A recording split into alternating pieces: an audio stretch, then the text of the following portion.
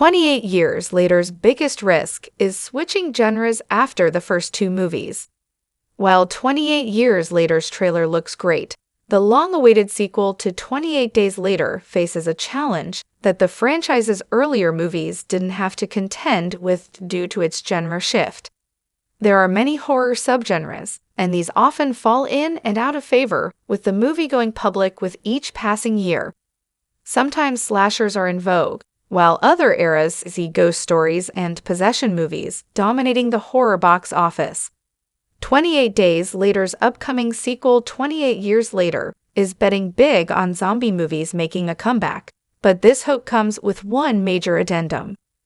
28 Days Later told the story of Jim, a coma patient who woke up to find himself alone in a mostly empty London. Cillian Murphy's protagonist soon learned London had been overrun by victims of the rage virus who infected or killed everyone they encountered. The sequel 28 Weeks Later ended by revealing that the virus had escaped Britain and made its way to France, setting up a more apocalyptic follow-up. Now, the story of 28 Years Later looks set to pay off this promise, judging by the events depicted in its first trailer. This could be a problem.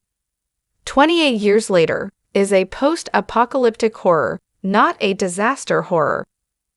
Unlike 28 Days Later and 28 Weeks Later, 28 Years Later is a post-apocalyptic horror movie.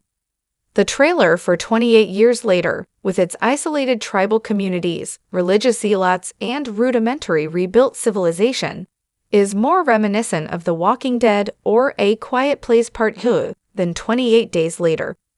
The sequel is about life long after the end when society has reshaped itself, not about the immediate and terrifying collapse of society.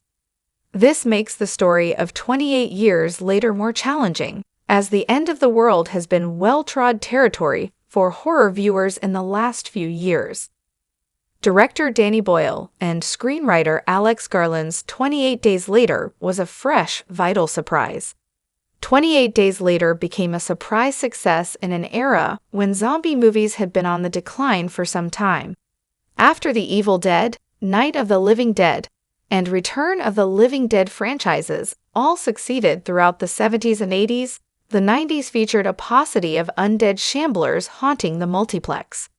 Slashers and haunted house movies were the order of the day, so director Danny Boyle and screenwriter Alex Garland's 28 Days Later was a fresh, vital surprise whose success arguably contributed to everything from 2004's Dawn of the Dead remake to 2009's Zombieland to TV's The Walking Dead.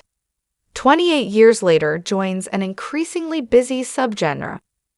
In contrast, 28 Years Later's story will need to stand out in a crowded marketplace full of dystopian, post-apocalyptic movies and shows.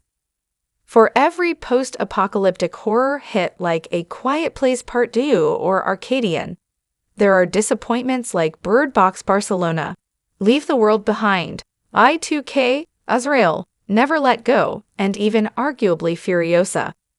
This isn't even getting into the franchise's small-screen competition, like Silo, Fallout, Walking Dead, Daryl Dixon, and Walking Dead, The Ones Who Live.